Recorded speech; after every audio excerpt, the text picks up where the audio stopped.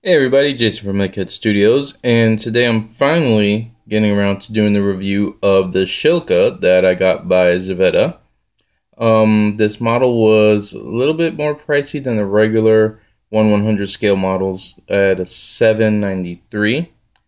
And honestly, I am not even sure why. I'm not sure why it costs so much for what you get.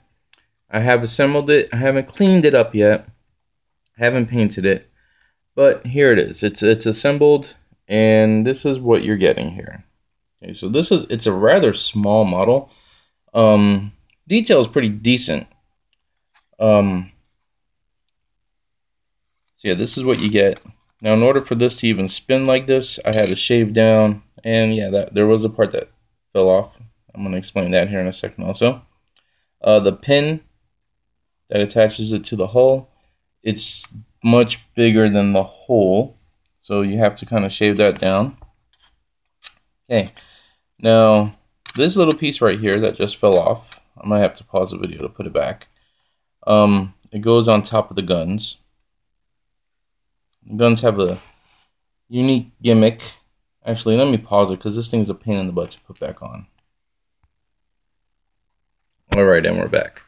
So, like I was saying, this little piece right here is supposed to be a cover for the guns, because when the guns move up and down, it goes like that. Unfortunately, it doesn't snap in. Pinning it is probably out of the question because it's a very, very thin piece. I don't know if you noticed it or not.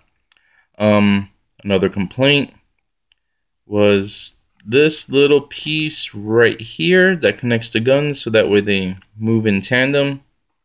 And as you can see, that piece just keeps coming off. I'll just leave it off for now. Kind of difficult to put in. Let's see if I can get it to focus. No, probably not. Anyway, so yeah, this little piece right here, right in between the guns, very hard to put together.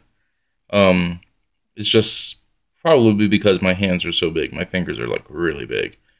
So yeah, it just kind of snaps in there. Otherwise, it's a decent model. Would I use it for 15mm as I was intending? Probably not. Most likely not.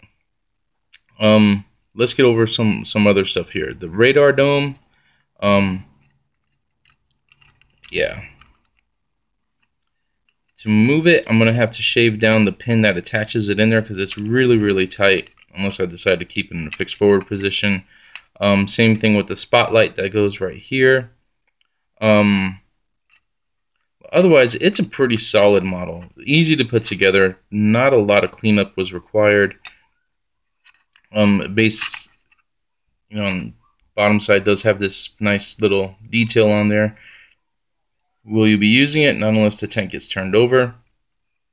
And it is a snap together kit. And it snaps together really well. You can barely see any of the attachment joints, except for there where I messed up a little bit. Trying to clean up a gate. But yeah, it's pretty seamless on the hull. On the turret part itself, you do see a little gap right there at the top of it where it went together. This is several pieces. Just small gaps, nothing really big, nothing that your primer won't fix. I really don't think you would need any green stuff or putty to fill it in. So, yeah, I mean, overall, I like it. Would I have paid $7 for it had I known how big it is for the intent I was going to use it for? No. This is definitely more probably for their $3 line. So yeah, like I mentioned, I'm going to do this for 15mm gaming. Let me give you some comparisons with some other models real quick, some Battlefront models. Obviously, this is my Sherman. It's supposed to be the Fury. And the Shilka is just slightly larger. Just a little bit. Not by much. So that's no big deal there. I actually really like my Sherman here. My Fury version, so to speak. Super Pershing. Super Pershing is larger, obviously. And for 15mm gamers, you guys all know this, the blockade buster absolutely towers over it. I would probably want to put this turret system on top of the blockade buster, to be honest with you. It'd probably look a lot better. Okay, so like I said, for gaming purposes, here's some Flames of War guys. I just have these guys for scale comparison reasons. I don't play Flames of War anymore. You see, it's a little small. If you notice the rifles, weapons that these guys are using, yeah, the Shilka's weapon is not quite as big as I would like it. Now, I was going to use these for my Gota clan from Coruscant Miniatures. You see, here's the heavy plasma rifleman. So here's my issue. With my infantrymen's weapons are bigger than the weapons on my tank, there is an issue. Okay. Now again, this is a heavy fusion cannon. Let's go ahead and take a look at just the regular plasma rifle. Okay, regular plasma rifle, obviously much smaller. It's still way bigger in caliber than the weapon system on here. And to be honest, I don't know what the weapon system is. I'm not an aficionado on tanks by any means. I know some of y'all might be going crazy hearing that, but hey, I'm just being honest with you. Okay. Hell, you know what? Let me grab another one. Let me grab something else here.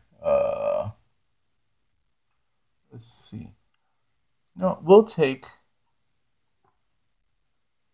one of my Salamander infantry. True 15mm from head to toe. Same thing. Seems like the weapon is a little bit bigger on my miniature than on here. Now compare that to, just to be fair, just to compare it to this. Hey, yeah, I definitely see a difference there. Even with the Sherman,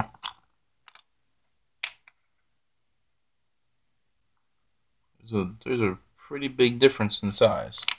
But then you get this 97-cent Matchbox blockade buster with these huge cannons, which is more akin to what I would assume a tank's cannons would look like, what their main gun would look like. And yeah, eventually I'm going to paint this up. I've got like 20 of these things. Yeah, this is more akin to the size of the cannon I was thinking I should get on most of my tanks, but I understand scaling is different for everything. So, yeah. That's the Shilka for you. Like I said, it's a decent model. Would I pay the $7 for it? No, not again.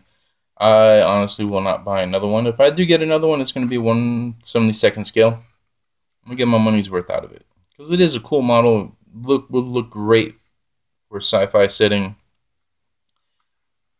Just, yeah, make your own decision on that.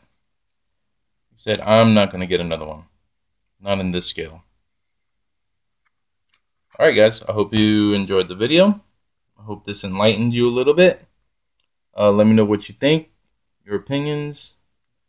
Maybe show me some pictures of your modded versions of these, if you've converted any. Let me know, give me some ideas. Make it worth it for everybody to get this model, if you can. Alright guys, have a good one. Take it easy.